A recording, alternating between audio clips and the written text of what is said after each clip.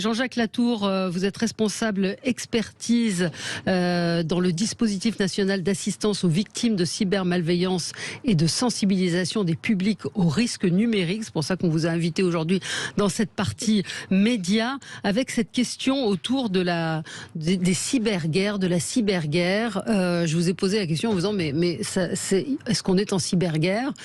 Et qu'est-ce que vous me dites? Non, mais ça intéresse beaucoup les gens.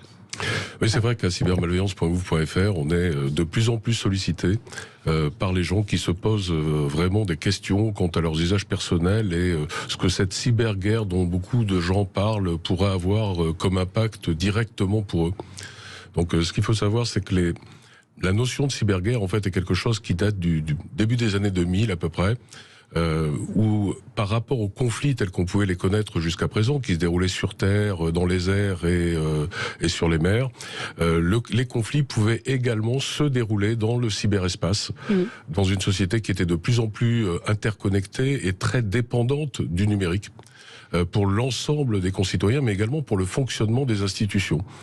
Et en fait, quand on regarde en quoi la cyberguerre peut se révéler, elle peut se révéler dans des conflits entre États, puisqu'on parle de guerre, donc c'est un mot qui est assez fort, pour des actions d'espionnage dont on entend, je ne sais pas si c'est un bien ou un mal, très peu parler, effectivement, mais qui ont une existence, des actions de sabotage qui visent à paralyser globalement un pays, des actions autour de la désinformation et de la propagande auprès des publics. Alors, on a un petit historique sur ces notions de cyberguerre quelque part, ou du moins de choses qui ont été revendiquées comme telles. C'est justement, effectivement, dans certains conflits dans lesquels la Russie a été partie prenante. Ouais. On peut parler de l'Estonie, par exemple, en 2007, où le pays a été, entre guillemets, paralysé pendant plusieurs semaines. Suite à des cyberattaques qui visaient à paralyser des sites de banques, des sites de messagerie, etc. Alors, c'était des attaques qui n'étaient pas revendiquées, en fait. Je dirais, Moscou a toujours dit que c'était pas lui qui était responsable de ce genre d'attaque, mais que c'était des activistes patriotes qui s'en étaient pris à l'Estonie. On a revu la même chose arriver lors du conflit de Géorgie, un an plus tard, et puis aussi lors du conflit des Russes avec l'Ukraine sur la Crimée. En 2014, où à chaque fois, effectivement, qu'il y a eu des tensions, on a vu des cyberattaques arriver. Cyberattaques qui étaient C'était quoi comme type de cyberattaque? C'est-à-dire que dans les exemples qu'il y a eu jusqu'à maintenant, ça concerne... Alors, c'était beaucoup de bruit, en fait, quelque part, et c'est un petit peu ce qui se passe toujours, d'ailleurs, aujourd'hui. C'est surtout des attaques sur des sites Internet qui sont inondés de requêtes jusqu'à ne plus pouvoir répondre. Donc, effectivement, si on reprend l'Estonie, il y avait des gens qui se plaignaient de ne pas pouvoir se connecter au site de leur banque pendant 3 jours parce qu'il était surchargé de requêtes. Donc, c'était pas des attaques destructives qu'on peut le considérer dans le cadre d'une guerre. Et puis ce que l'on voit systématiquement sur chacun de ces conflits, c'est que en même temps qu'il y a ces tensions politiques entre États, voire ces actions de cyberattaques entre États, on voit tout un phénomène cybercriminel qui apparaît également durant ces crises et qui essaye d'en tirer cette fois-ci un profit financier, pour le coup. Et de quelle manière ces cybercriminels agissent et se mettent dans le pas de cette cyberguerre entre États? Alors, on voit de tout, effectivement. On voit, par exemple, dans le cadre de la crise ukrainienne, qui est celle qui nous intéresse parce qu'elle est à nos portes et qu'elle est d'actualité, on voit, par exemple, des appels aux dons frauduleux. Alors, on en voit beaucoup moins que nous le pensions à cybermalveillance.gouv.fr. Et c'est assez paradoxal. En fait, c'est quand même une drôle de guerre, cette guerre ukrainienne. On voit beaucoup de choses sur les réseaux sociaux avec des faux profils qui se créent, se prétendant être une Ukrainienne dans le besoin avec un enfant blessé dans les souterrains, etc. et demandant à ce qu'on lui envoie de l'argent. Alors ces profils, effectivement, qui sont bien entendu des faux profils montés par des brouteurs, sont très rapidement signalés aux plateformes de réseaux sociaux qui très rapidement les bloquent. Mais ils recommencent. Oui, ils recommencent. Donc, ils ont un système. Voilà, donc c'est quelque chose dont il faut particulièrement se méfier, sur lequel nous on a attiré l'attention dès le début du conflit en disant faites attention à ce genre de choses, n'envoyez pas d'argent à des gens que vous ne connaissez pas, ne le faites qu'auprès des organisations officielles dont on a d'ailleurs dressé une liste avec servicepublic.fr et qui est à disposition des publics. Sur l'inquiétude et les questions que vous recevez, elles concernent quel type de questions préoccupent les Français? Alors, on voit des gens qui se disent mais mon Dieu, nous sommes en guerre, j'entends beaucoup parler de cyberguerre. Est-ce que je risque quelque chose sur mon compte Facebook, sur ma messagerie? Est-ce que mes fichiers vont être détruits? Alors, ce qu'il faut savoir, c'est que l'histoire de ces 20 dernières années et des différents conflits et de l'utilisation du cyber dans les différents conflits, c'est que en fait les particuliers n'ont jamais été visés directement. Par contre, ils ont pu être les victimes collatérales de cyberattaques. Je prends un exemple. Si le site internet de votre banque ne fonctionne pas pendant plusieurs jours, vous n'allez pas pouvoir vous connecter, pas faire de transactions, etc. Donc vous êtes une victime collatérale. Mais vous n'avez pas, vous, été directement attaqué. Alors ce n'est pas parce que ça n'est pas encore arrivé que ça n'arrivera jamais. Ça n'arrivera pas. Bien évidemment. Mais aujourd'hui, j'aurais tendance à dire, restons calmes et buvons frais. Pas de panique. Les particuliers ne sont pas attaqués directement. Et puis, il ne faut pas oublier une chose, c'est que nous ne sommes pas en guerre contre la Russie, mais qu'il n'est jamais à exclure d'éventuelles représailles contre la communauté internationale suite aux sanctions économiques, etc. Et là, effectivement, le gouvernement russe pourrait très bien envisager de lâcher les chiens quelque part, c'est-à-dire tous les activistes russes pour venir s'en prendre à des intérêts occidentaux. Oui, mais ce serait plus au niveau de grands groupes ou d'institutions que de particuliers. Tout à fait, parce qu'en fait, l'objectif de ces cyberattaques, c'est soit de désinformer. Alors, si vous coupez Internet en France, vous pouvez plus désinformer puisque les gens n'ont plus Internet. Donc, c'est contre-productif quelque part. Et ça, c'est possible ou pas? Est-ce que la Russie pourrait couper Internet? Ça reste effectivement une vulnérabilité très théorique. On est un peu dans la science-fiction. Les opérateurs, il faudrait être capable de les attaquer les uns derrière les autres. Et ils sont tous protégés à des niveaux différents. Donc, finalement, quand on parle de cyberattaques très ciblées, de sabotage, ça reste encore effectivement des choses très précises, très ciblées, là où on a réussi à rentrer. Et pour faire ce genre de cyberattaque, ce qu'il faut avoir à l'esprit, c'est qu'il faut développer une certaine forme de technologie. Et que cette technologie, à partir du moment où vous allez l'utiliser une fois, c'est un peu que c'est pas comme les bombes. Vous pouvez pas renvoyer la même bombe parce que les autres vont se protéger derrière. Ils vont comprendre comment ça marchait et ils vont évidemment se protéger. Est-ce qu'il y a une avance? Est-ce qu'ils sont plus avancés que nous, les Russes, ou pas, en termes de technologie et Alors, ce que l'on sait, c'est qu'effectivement, ils ont tout un arsenal cyber à leur disposition, que ce soit tant pour réaliser des attaques que pour faire une certaine forme de propagande. Les Russes ont toujours été très forts dans ce genre de domaine. C'est pas les seuls pays, d'ailleurs, à avoir un arsenal cyber conséquent. Ce à quoi on peut effectivement, ce dont on peut s'étonner, c'est que cet arsenal, ils ne l'utilisent pas en Ukraine. Je dirais, aujourd'hui en Ukraine, l'Ukraine n'est pas paralysée, l'électricité n'est pas coupée, Internet fonctionne toujours, etc. Donc il y a beaucoup de petites attaques sporadiques faites par des groupes activistes. Par contre, effectivement, il n'y a pas de cyber-Armageddon sur l'Ukraine et donc, a fortiori, moi, sur l'Europe.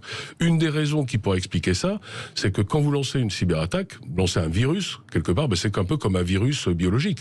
C'est-à-dire, vous ne savez pas jusqu'où il va aller.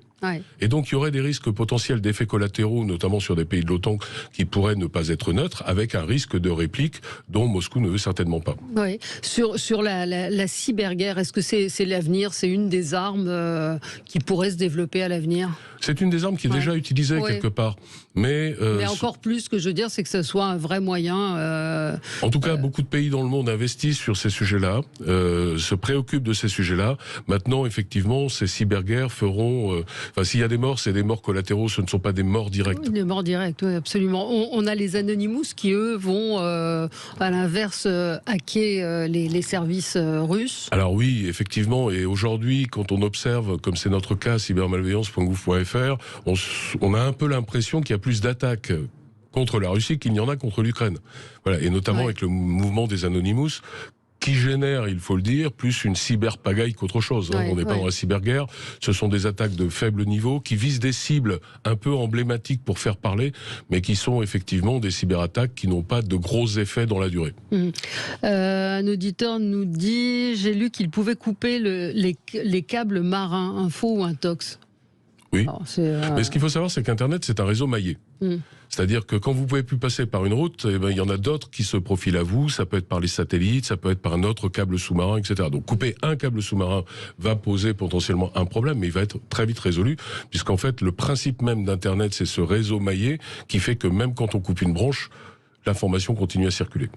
On est en période électorale, ça ne vous a évidemment pas échappé. On parle aussi de cyber, peut-être pas cyberguerre, mais cyber-influence de pays étrangers au sein de la campagne française. C'est une chose qui est réelle ? Alors, il y a déjà eu des choses qui se sont passées de par le passé. Hein. On se souvient de la dernière campagne présidentielle où un des mouvements politiques a vu tous ces fichiers répandus dans la nature et tous ces échanges répandus dans la nature. Effectivement, c'est un des objectifs de ces actions de cyberguerre ou de cyberinfluence qui est potentiellement de discréditer le pouvoir en place, potentiellement de perturber le fonctionnement et les services d'un pays pour que l'opinion publique se retourne contre ses dirigeants.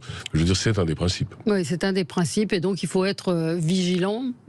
Alors il faut être vigilant. La France, j'imagine, a des services, au niveau de l'État, hein, peut-être pas des individus, mais a des services qui sont en place pour détecter ce... Alors la France est très bien outillée, on est même des précurseurs en Europe sur notre cyberdéfense avec l'Agence nationale de la sécurité des systèmes d'information, l'ANSSI, qui est l'autorité nationale, avec les services du ministère des Armées, du ministère de l'Intérieur, voilà, et même cybermalveillance.gouv.fr, qui est aussi un des éléments de la réponse de l'État, notamment plus pour les particuliers, les petites entreprises, les petites collectivités, etc., qui peuvent trouver sur notre plateforme toute l'assistance s'ils étaient attaqués. On va répéter, hein, cybermalveillance.gouv.fr, où vous pouvez échanger, avoir des informations.